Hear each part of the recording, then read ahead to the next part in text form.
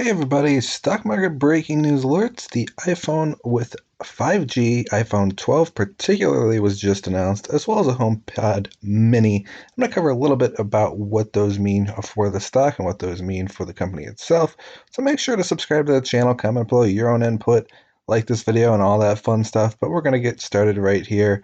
That essentially those were the new mentions and new releases here. The besides the iPhone there I mentioned was the HomePod Mini, starting at $99, and it's going on sale next month.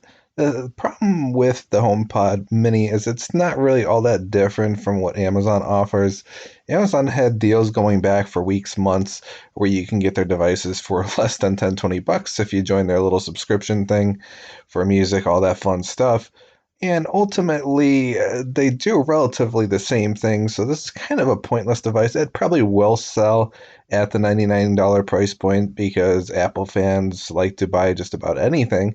But I believe that the price will decline very quickly. And, there's plenty of alternatives to this HomePod Mini. There isn't really a whole lot of point in getting it. It's not really all that different from its predecessors.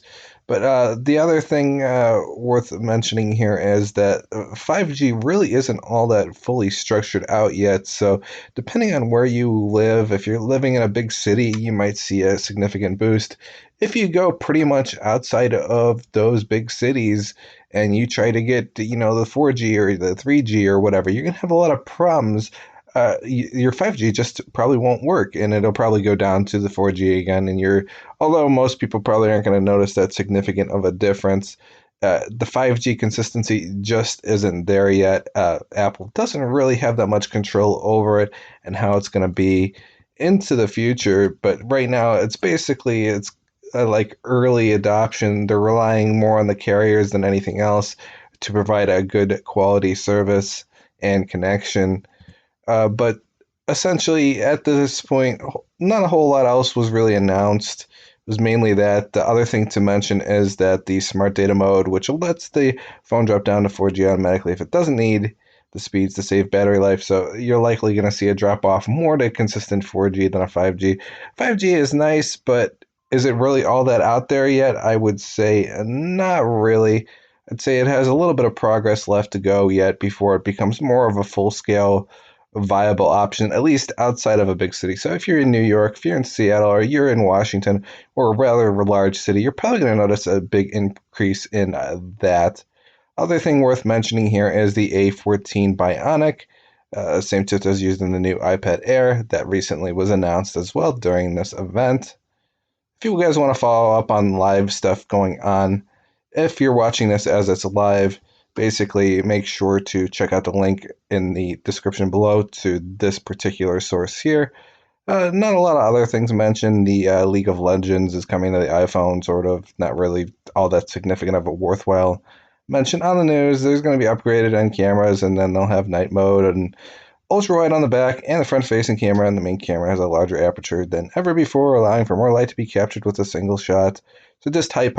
Not a lot of value coming in to here. Basically, that's all that exciting in regards to major improvements. I was hoping maybe you'd see like augmented reality or something like that, but nothing to that sort. Just basically new phone, 5G was expected.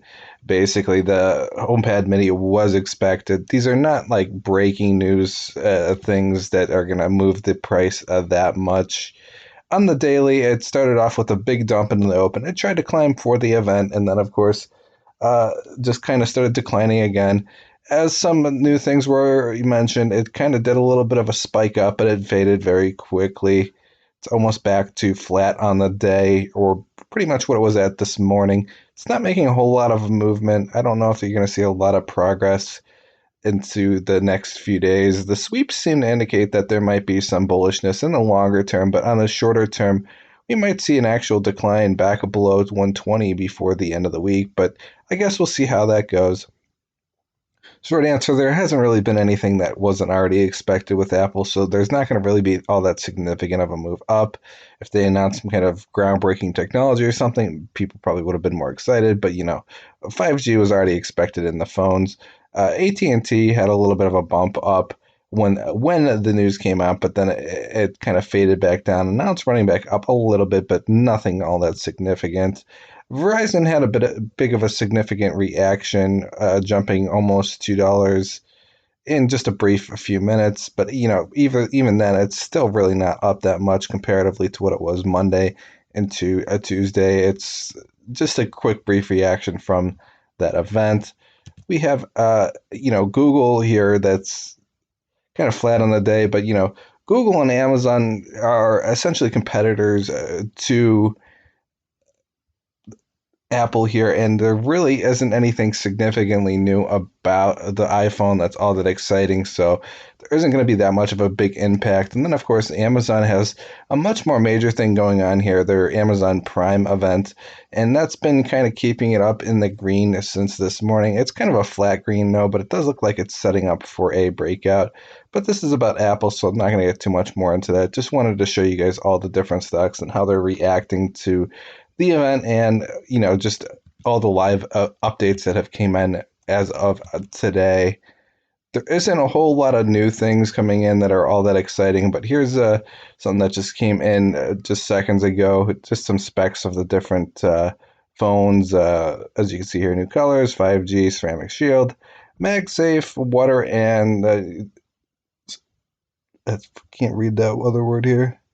Water and dust resistant. Yeah, they're over here trying trying to make it look cool, but it's hard to read. And then LTE up to 2 gigabytes per second, Face ID, haptic touch. So a lot of this stuff is more just re-putting back in, and better camera, slightly faster speeds.